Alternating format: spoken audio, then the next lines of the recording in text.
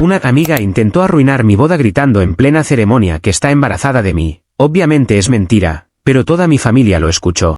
Mi prometida ni armó el show, solo me dijo después hablamos, y la sacamos de la boda. Ahora mi amiga se hace la víctima por su hijo sin papá. La primera foto oficial de mi boda tiene de fondo a mi tía persignándose, a un niño llorando en segunda fila y a Sandra con la mano en el vientre como si acabara de anunciar al Mesías en mitad de la iglesia. Yo sigo saliendo sonriendo, que es lo más ofensivo que he hecho en años. Y hasta ahora no termino de entender en qué momento una ceremonia normal se convirtió en ese circo con flores blancas. Yo conocí a Sandra en la universidad, cuando todavía confundía intensa con carismática y necesidad patológica de atención con personalidad fuerte. Fuimos amigos durante años, o algo que se parece bastante a una amistad cuando una persona te busca para desahogarse, para figurar en tus planes y para medir si está ganando una competencia que nadie más sabía que existía. Conmigo siempre tuvo esa actitud de confianza invasiva, como si pudiera entrar y salir de mi vida con el privilegio de quien se cree personaje principal. Cuando empecé a salir con Elena, mi ahora esposa, Sandra no lo tomó mal de frente, que habría sido demasiado honesto para ella. Lo que hizo fue peor. Sonreír, felicitarme y empezar a convertir cada reunión en una prueba absurda donde Elena tenía que soportar indirectas envueltas en perfume caro y tono amable. Al principio pensé que eran roces normales. Ya sabes, dos mujeres con personalidades distintas, comentarios que uno racionaliza por comodidad, silencios raros en cenas, ese tipo de cosas que la gente cobarde como yo archiva en la carpeta mental de luego veo. Sandra era experta en no cruzar la línea de forma tan obvia como para que yo pudiera decir algo sin quedar como exagerado. Si Elena hablaba de nuestro viaje, Sandra mencionaba el suyo pero mejor. Si Elena llegaba arreglada, Sandra aparecía 10 minutos después producida como si hubiera venido a una alfombra roja y no a comer lasaña con amigos. No hacía falta que dijera quiero opacarla, porque lo gritaba con cada detalle ridículo que elegía. Elena, por su parte, nunca le dio el gusto de competir. Eso, sospecho, fue lo que más enfermó a Sandra. Mi esposa tenía esa calma elegante que deja a la gente insegura patinando sola en su propio drama, y Sandra detestaba quedarse hablando contra una pared de dignidad. Varias veces noté cómo intentaba pescar reacciones, una broma pasivo-agresiva sobre quien cocina mejor, una comparación de regalos, un comentario con veneno suave sobre hay mujeres que cambian mucho cuando se van a casar. Elena respondía con una educación quirúrgica, de esa que no da material para pelea pero sí deja a la otra persona sintiéndose un poco tonta. Yo, en mi gloriosa tradición de evitar confrontaciones, preferí seguir creyendo que mientras nadie se agarrara del pelo, todo estaba bajo control. Con el compromiso, Sandra empeoró. No de golpe, sino como esas goteras que al principio parecen manejables hasta que un día ya tienes el techo pudriéndose. Empezó a aparecer demasiado en asuntos donde no la habíamos invitado a opinar. Quería saber detalles del salón, del vestido, de la lista de invitados, y cada dato que recibía lo usaba para insertar una crítica disfrazada de consejo. A veces me decía que solo quería ayudar, pero sonaba como esos comentaristas de desastre que dicen te aviso por tu bien mientras esperan que el puente colapse. Elena me señaló más de una vez que Sandra no actuaba como amiga, sino como alguien que estaba buscando una grieta para meterse en medio. Yo le di la razón en privado, por supuesto, que es la forma más inútil de darle la razón a tu pareja. El día de la boda, hasta antes del espectáculo, todo iba sorprendentemente bien. Había nervios normales, flores por todos lados, mi madre llorando desde antes de que empezara la misa y yo sudando dentro del traje como si me hubieran envuelto en una cortina gruesa. Vi a Sandra entre los invitados y recuerdo haber pensado que, al menos por unas horas, sabría comportarse como un ser humano civilizado. Incluso llevaba una expresión demasiado neutra, cosa que en ella siempre debió parecerme sospechosa. Pero yo estaba concentrado en Elena, en no trabarme con los votos y en sobrevivir al ritual completo sin caerme frente al altar. A veces la paz no es paz, a veces es solo el silencio incómodo antes del sonido del choque. La ceremonia avanzó y yo me fui relajando. Elena estaba preciosa, serena, tan compuesta que parecía inmune al caos terrestre. Hubo un momento en que la miré y pensé que de verdad había tenido suerte, que todo el ruido externo había valido la pena para llegar a alguien así. Tal vez por eso lo que pasó después me pegó con una claridad tan extraña. Justo cuando el cura preguntó si alguien se oponía, Sandra se puso de pie con una teatralidad que ni siquiera intentó disimular. Se llevó una mano al vientre, tomó aire como si estuviera en una obra escolar de pésimo presupuesto y gritó, «Julián, no puedes hacerlo, estoy embarazada de ti». No sé describir el silencio que cayó después sin faltarle el respeto al silencio normal. Fue una cosa espesa, casi material, como si toda la iglesia se hubiera quedado sin oxígeno al mismo tiempo. Vi a mi madre abrir la boca. Vi a dos primos girarse al mismo tiempo como si les hubieran activado un resorte. Vi al cura congelado con cara de yo estudié teología para esto. Y vi a Sandra esperando su gran premio, llanto, escándalo, tal vez una cachetada, cualquier cosa que la volviera el centro absoluto de la escena. Pero Elena no le dio nada de eso. Mi prometida ni pestañeó. Me miró con una calma tan limpia que hasta yo sentí vergüenza ajena por la payasada que estaba ocurriendo. Se acercó apenas y me susurró al oído: después hablamos, ahora saca a esa basura de aquí. No me gritó, no tembló, no hizo el show que Sandra claramente había venido a producir. Y ahí entendí algo importante: cuando una persona vive del incendio, lo más cruel que puedes hacerle no es pelear, sino negarle el fuego. Yo levanté la vista, hice una seña discreta a seguridad y mantuve una sonrisa leve, más por instinto que por nobleza, mientras Sandra seguía ahí plantada esperando que alguien la tratara como protagonista trágica. Lo que vino después fue incómodo, sí, pero también un poco hermoso en un sentido mezquino. Sandra empezó a hablar más alto al ver que nadie le seguía el libreto. Quiso repetir lo del embarazo, quiso añadir dramatismo, quiso sonar como mujer devastada, pero ya no tenía audiencia, solo tenía a dos hombres de seguridad acercándose con la eficiencia de quien ha sacado borrachos de 15 fiestas. La expresión de su cara cambió cuando entendió que no iba a detener la boda ni a destruir a Elena ni a convertirme en villano en tiempo real. Se la llevaron entre murmullos y zapatos resonando en la iglesia, y yo me quedé ahí de pie, sintiendo por dentro una mezcla rarísima de rabia, alivio y una satisfacción muy fea que no pienso fingir que no existió. Porque sí, una parte de mí disfrutó verla fracasar delante de todos. La consecuencia inmediata fue clara aunque nadie la dijera en voz alta. Mi familia había escuchado la acusación, Elena me había dicho después hablamos con esa serenidad que da más miedo que un grito, y yo entendí que aquello no se iba a morir al salir de la iglesia. Pero también me quedó otra cosa, una decisión pequeña y bastante personal: no iba a regalarle a Sandra el escándalo que vino a buscar. Si ella quería atención, iba a tener silencio. Si quería arrastrarme a discutir en público, iba a encontrarse con una pared amable y firme. Y si había decidido construir su gran momento sobre una mentira tan grotesca, yo no pensaba salvarla cuando esa mentira empezara a aplastarla. Comentarios de la historia principal. Usuario Anónimo 1 dice: Sandra planeó esa escena con una puntería espectacularmente idiota. Si vas a inventarte un embarazo falso, al menos hazlo antes del banquete para que no te toque llevar regalo y hacer el ridículo gratis. Lo más triste es que seguro se imaginó una película y le salió un vídeo de seguridad de parroquia. Respuesta de OP: ella fue por una explosión emocional y terminó expulsada como si hubiera intentado colarse a un evento privado. Honestamente, el mejor remate de la noche no fui yo ni seguridad, fue la cara tranquila de Elena. A Sandra la mató más ese silencio que cualquier insulto bien puesto. Usuario Anónimo 2 dice: perdóname, pero esa reacción de tu novia no se improvisa así nomás. Elena ya sabía que Sandra estaba mal de la cabeza, o por lo menos ya la tenía medida, porque esa frialdad no es normal en una persona sorprendida en pleno altar. Esa mujer no solo no cayó, te dio una clase magistral delante de toda la iglesia. Respuesta de OP: voy a tomar eso como el cumplido más elegante que le han hecho a mi matrimonio. Elena no necesitó competir ni un segundo, y justo por eso Sandra quedó como una loca haciendo casting para villana de novela barata. Ese día confirmé que sí, me casé con la persona correcta. Actualización 1.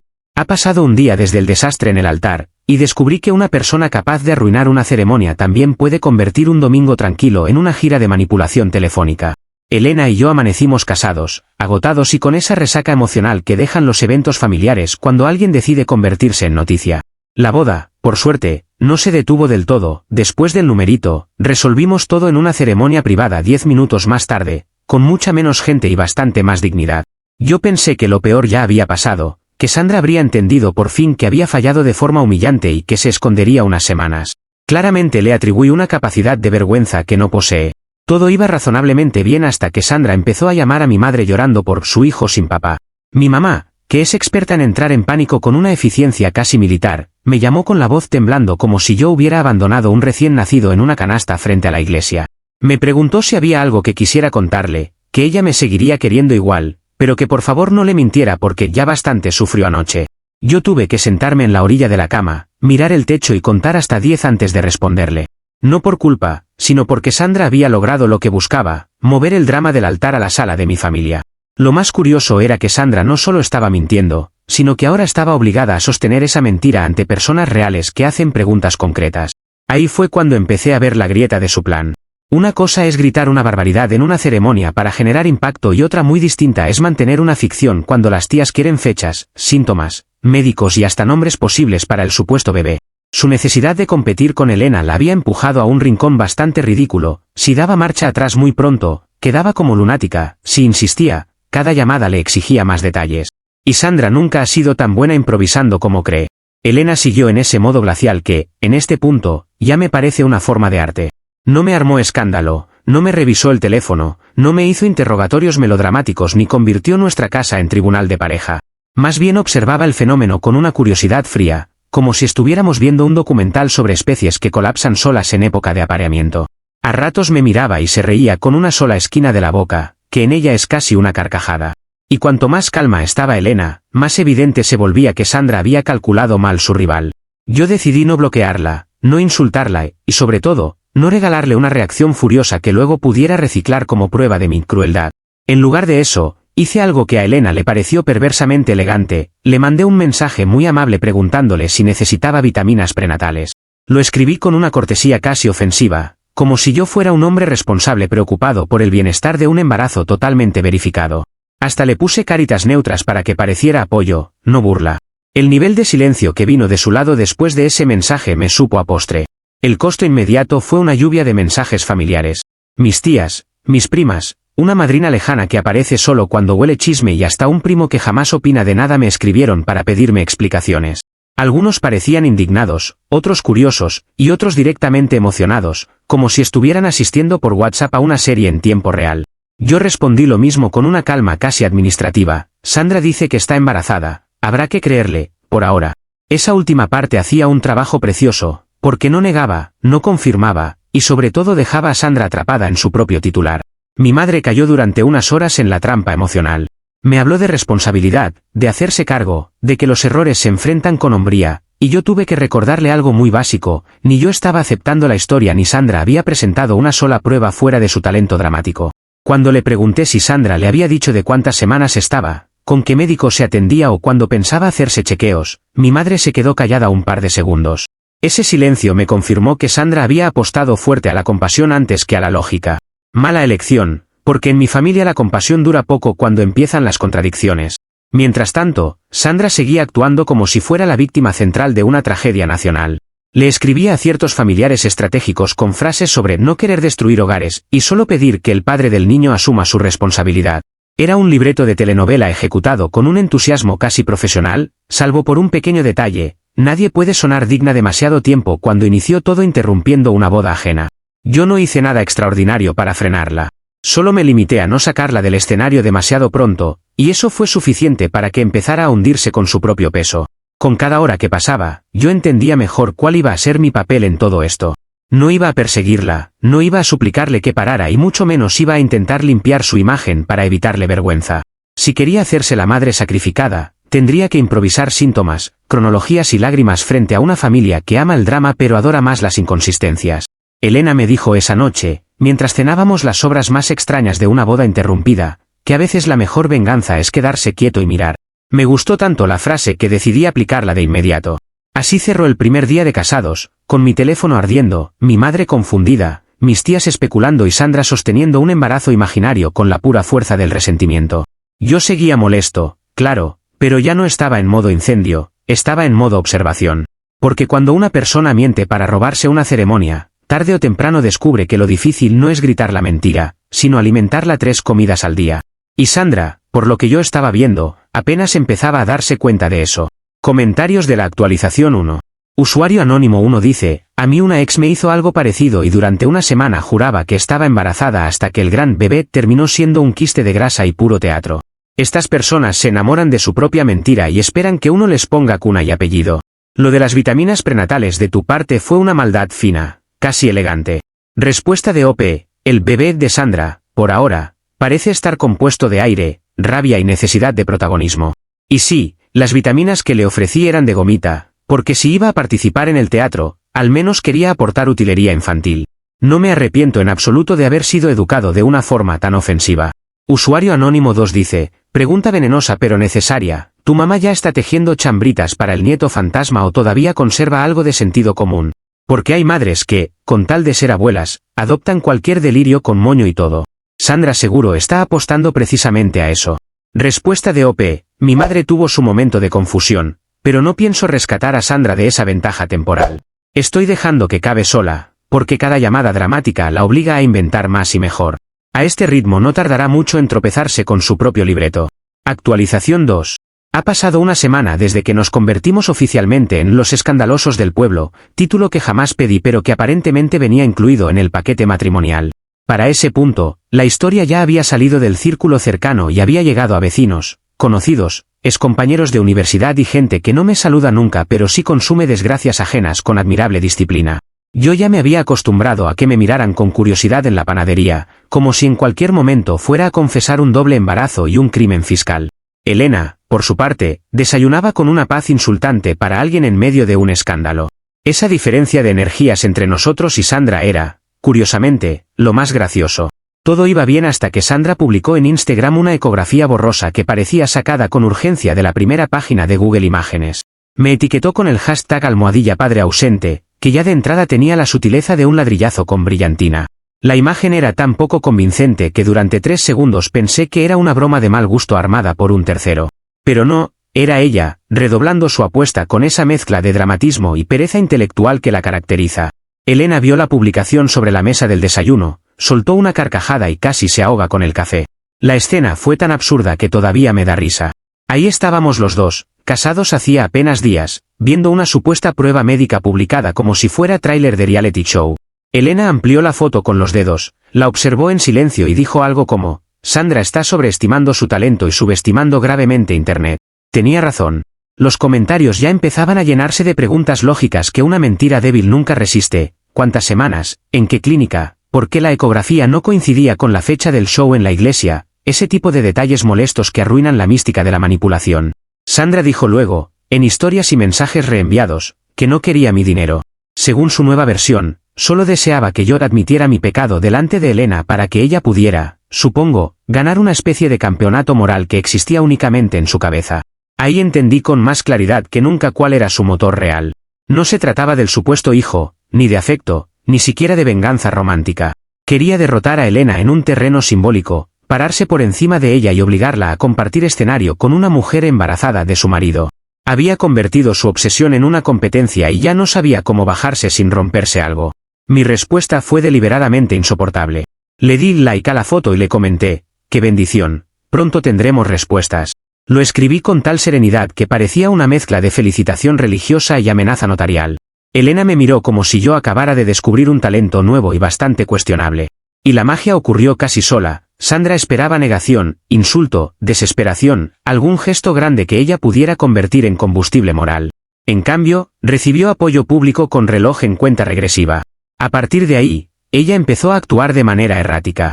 Borraba comentarios de personas que preguntaban cosas básicas, respondía distinto según quien escribiera y a algunos incluso les mandó mensajes privados contradiciendo su propia línea de tiempo.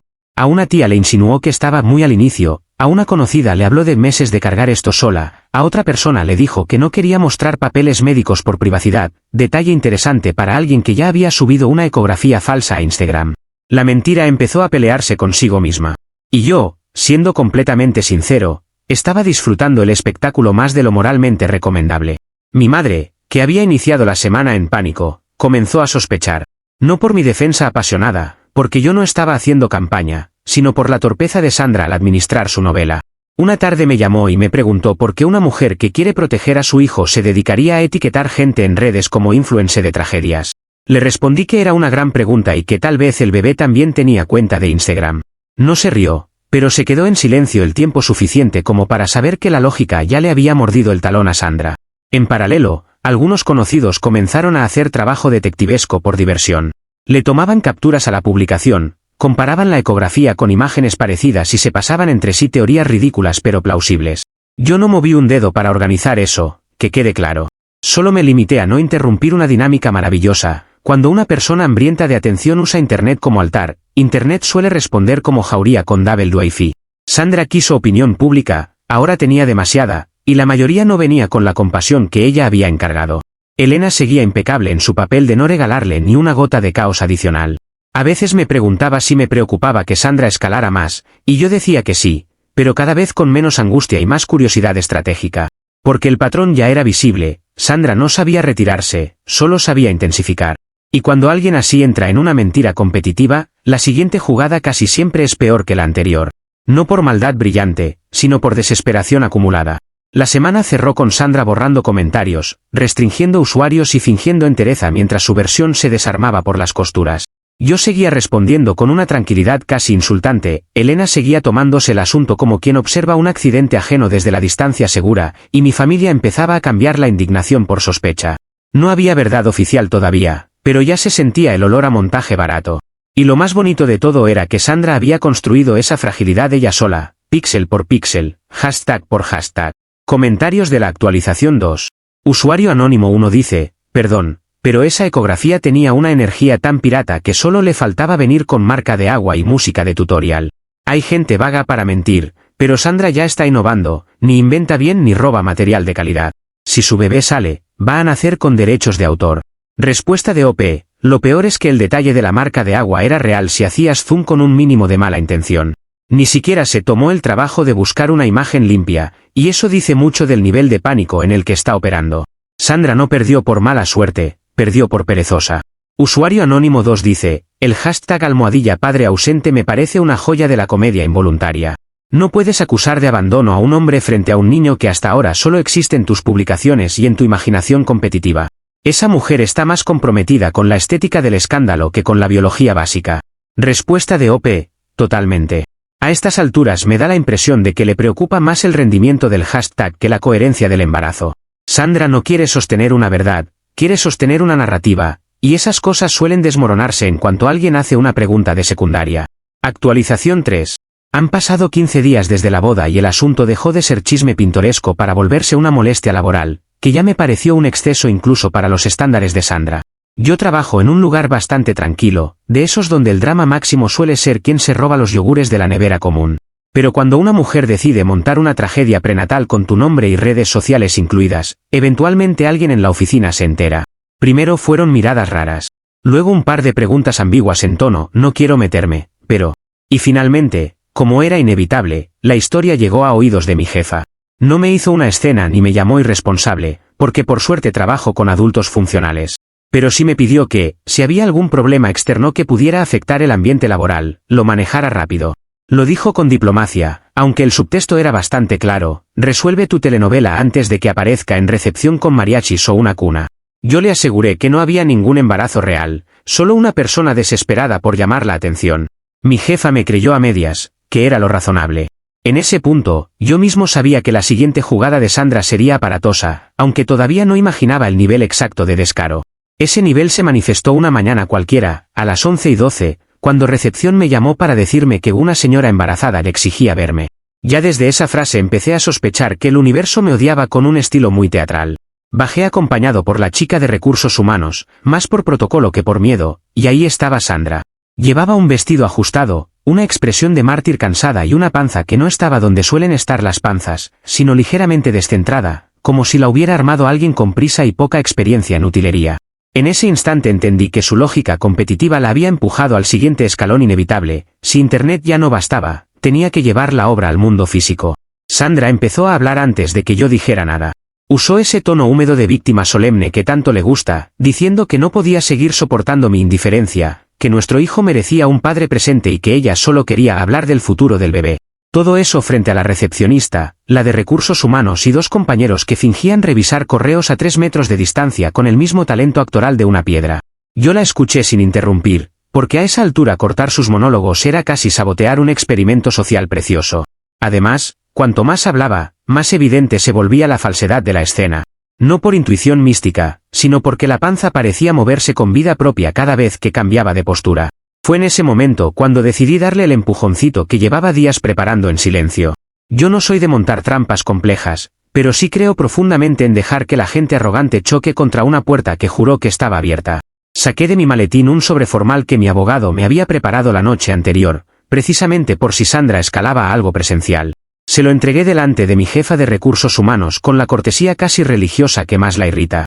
Y le expliqué, con la calma de un hombre que ya desayunó y no piensa sudar por un delirio ajeno, que por el bienestar del menor y la estabilidad de mi matrimonio, exigíamos una prueba de ADN prenatal no invasiva. La frase tuvo un efecto instantáneo. Sandra se quedó inmóvil durante un segundo demasiado largo, como si por fin hubiera entendido que yo no estaba participando en su narrativa emocional sino trasladándola al terreno más hostil posible, el de las pruebas. Yo seguí hablando, porque cuando alguien empieza a derrumbarse es importante no rescatarlo antes de tiempo.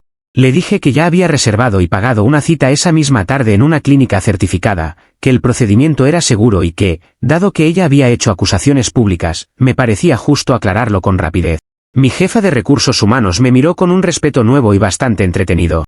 Sandra tartamudeó algo sobre el estrés.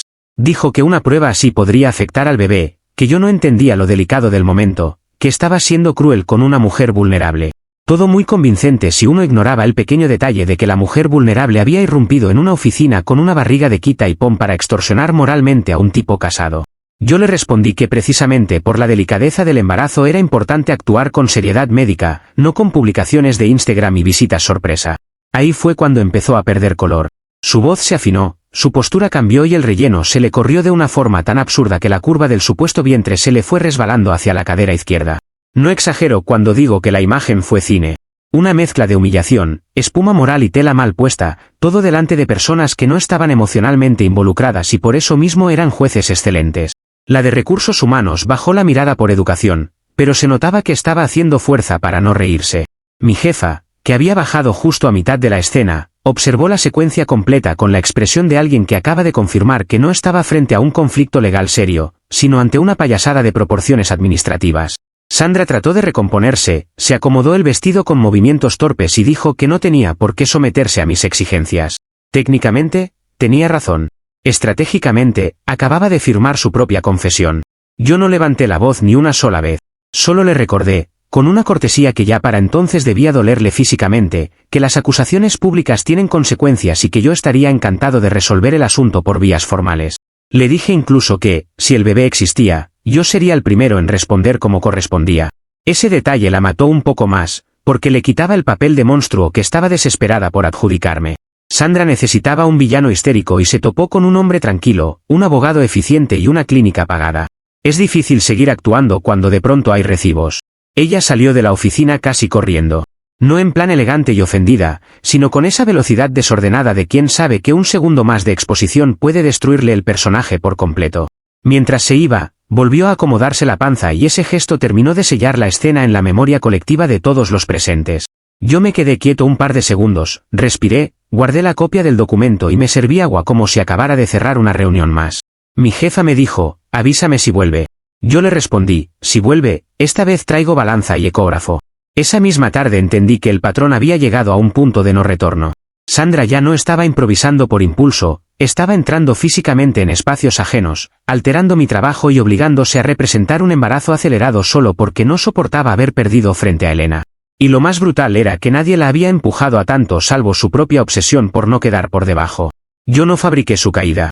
Apenas abrí una puerta legal, puse una mesa clínica detrás y observé cómo se dio cuenta, demasiado tarde, de que no sabía caminar en línea recta fuera del escenario. Comentarios de la actualización 3. Usuario anónimo 1 dice, perdóname, pero esa mujer pasó de 0 meses a embarazo de catálogo en tiempo récord. Si la barriga se le movió hacia la cadera en plena oficina, no estamos ante un milagro médico sino ante una funda de cojín con aspiraciones. Es de las humillaciones más merecidas que he leído en semanas. Respuesta de OP. Lo del crecimiento acelerado del rencor ya era notable, pero verlo traducido en una panza corrediza fue otra cosa. El momento exacto en que el relleno se le desvió hacia un lado merece premios, archivo histórico y quizá subtítulos. No ayudó nada que intentara seguir hablando como si el cuerpo no le hubiera desertado en tiempo real. Usuario anónimo 2 dice, hiciste lo correcto llevando esto al terreno legal. Hay personas que solo entienden 2 idiomas, pruebas y consecuencias. Mientras más les discutes en lo emocional, más se agrandan. Cuando les pones documentos enfrente, se evaporan. Respuesta de OP, eso fue exactamente lo que pasó. Sandra vive de la intensidad y del ruido, así que hablarle más fuerte solo la habría alimentado. En cambio, la verdad en sobremembretado hace un trabajo precioso sin necesidad de gritarle a nadie. Actualización 4. Ha pasado un mes desde que Sandra huyó de mi oficina, y por fin llegamos a esa parte de la historia donde la fantasía deja de ser entretenida y empieza a pasar factura con nombre, fecha y posible firma judicial. Después del numerito en mi trabajo, mi abogado dejó de sugerir paciencia y pasó a redactar con entusiasmo profesional. Le enviamos una notificación formal por difamación y extorsión emocional, dándole 24 horas para presentar un certificado médico real o retractarse públicamente. Nada de discusiones por chat, nada de llamadas llorosas, nada de espacio para nuevos monólogos con filtro rosa. Prueba o retractación, era una opción tan simple que casi parecía una crueldad. Sandra intentó moverse rápido, pero ya no desde la estrategia sino desde el pánico. Primero escribió mensajes ambiguos a familiares comunes diciendo que la estábamos persiguiendo por haber dicho su verdad, como si la ley fuera una ex tóxica y no la consecuencia natural de acusar gente en público. Luego tanteó a mi madre otra vez, buscando reactivar la compasión y presentarse como mujer vulnerable aplastada por un matrimonio poderoso, lo cual habría sido gracioso si no fuera tan insultante para la inteligencia. Mi madre, para entonces, ya había cruzado del desconcierto a la vergüenza ajena. Le respondió algo frío, educado y devastador sobre que las cosas serias se prueban, no se dramatizan. Creo que ese fue el momento en que Sandra entendió que incluso su último refugio emocional se le estaba cerrando. La retractación pública llegó porque no tenía salida real. No podía presentar un bebé de emergencia, no podía inventar expedientes médicos convincentes en un día y, sobre todo, no podía soportar un proceso donde la miraran sin miedo y con calendario en mano. Así que subió un vídeo llorando a sus redes. Se grabó con la luz baja, voz quebrada y esa estética de confesión lastimera que usan algunas personas cuando todavía creen que un encuadre triste puede reemplazar los hechos. En el vídeo dijo que había sufrido un aborto espontáneo por culpa del estrés que Elena y yo le habíamos causado. Lo dijo con tanta solemnidad que por un segundo casi admiro su capacidad de insistir hasta el borde del ridículo absoluto. El problema fue que su nueva mentira necesitaba una coordinación que ya no tenía. Porque una cosa es cambiar una versión entre familiares agotados y otra muy distinta es sostener un aborto espontáneo después de haber huido de una prueba de ADN prenatal programada en una clínica concreta. La clínica, sin entrar en detalles médicos ni nada raro, dejó claro por la vía correcta que Sandra nunca se presentó a la cita. Eso bastó. No hizo falta un expediente secreto ni una revelación cinematográfica, alcanzó con un dato seco y fatal, jamás apareció donde debía aparecer. Y cuando una persona dice que perdió un embarazo por el estrés de una prueba a la que nunca fue, el teatro se cae solo. A partir de ahí, lo que siguió ya no fue drama sino demolición. Gente que antes le creía empezó a borrar sus comentarios de apoyo. Otras personas, que habían guardado capturas desde el primer día, comenzaron a compartir contradicciones entre sus versiones con una eficiencia casi religiosa. La ecografía borrosa volvió a circular, esta vez no como prueba sino como meme. El hashtag #padre ausente se transformó en chiste local, una especie de marca registrada del delirio. Y Sandra, que había querido usar la opinión pública como martillo, descubrió que Internet también sabe ser espejo cuando la mentira está mal cosida. Su propia familia terminó soltándole la mano. No porque sean santos ni porque el mundo de pronto se haya vuelto justo, sino porque hay cosas que incluso los parientes más ciegos se cansan de justificar. Utilizar un embarazo y luego un supuesto aborto como arma para competir con otra mujer es el tipo de maniobra que deja a cualquiera con ganas de desinstalarte de su vida. Su madre llamó a la mía para pedir disculpas, cosa que no arregla nada pero al menos sirvió para confirmar que Sandra ya no tenía respaldo ni en su propio bando. Un primo suyo me escribió solo para decirme que siempre sospechó que ella tenía demasiado tiempo libre y muy mal uso de Internet. Fue el mensaje más honesto de todo el mes. Sandra borró sus cuentas poco después. No una, todas. Instagram, Facebook, TikTok, cualquier espacio donde hubiera intentado existir como víctima ilustre quedó de pronto vacío, como si el algoritmo se hubiera cansado de ella antes que nosotros. Después nos enteramos de que se mudó de ciudad, oficialmente por empezar de nuevo, aunque en la práctica sonaba bastante más a escapar de la gente que ya no la soportaba. Lo irónico es que tanto esfuerzo por ser inolvidable terminó convirtiéndola en esa persona que desaparece rápido porque ya nadie quiere seguir escuchándola. Buscó protagonismo y consiguió exilio social. Una eficiencia admirable, en su estilo. Elena y yo, mientras tanto, hicimos algo revolucionario, seguimos con nuestra vida. Tarde, pero nos fuimos a nuestra luna de miel atrasada. La primera noche brindamos por sobrevivir a una boda que casi se convierte en casting de programa judicial. Y después, cada vez que veíamos un anuncio de pañales o una promoción de vitaminas prenatales en farmacia, nos mirábamos con esa complicidad fea que solo nace cuando una crisis absurda por fin se cerró a tu favor. No estoy diciendo que esté orgulloso de cada pensamiento que tuve en este proceso. Pero tampoco voy a fingir que no hubo satisfacción en ver a Sandra atragantarse con la trampa que armó para otra persona. Si algo quedó claro al final es que yo no tuve que destruirla. Ni Elena tampoco. Sandra se hizo daño sola, paso a paso, por no soportar la idea de no ser la más importante del cuarto. Primero quiso arruinar una boda, luego competir con una esposa serena, después convertir una mentira en embarazo y finalmente un embarazo falso en tragedia médica, todo para no aceptar una derrota social que casi nadie más estaba registrando con la intensidad que ella sentía. Yo solo dejé de apagar incendios ajenos. Y cuando por fin tuvo consecuencias de verdad enfrente, descubrió que el papel de víctima se le caía peor que aquella barriga postiza. Ahora estamos bien. Mi familia volvió a hablar de temas normales, mi trabajo dejó de mirarme como posible protagonista de escándalo vespertino y mi madre, en un giro precioso, ya se refiere al asunto como la locura de Sandra sin necesidad de bajar la voz. De Sandra sé poco y honestamente prefiero que siga así. La última imagen que me queda de ella no es en la iglesia ni en redes, sino acomodándose la panza falsa en la oficina mientras intentaba sostener una mentira que ya había decidido morirse. Y no sé, a mí eso me parece un cierre bastante redondo.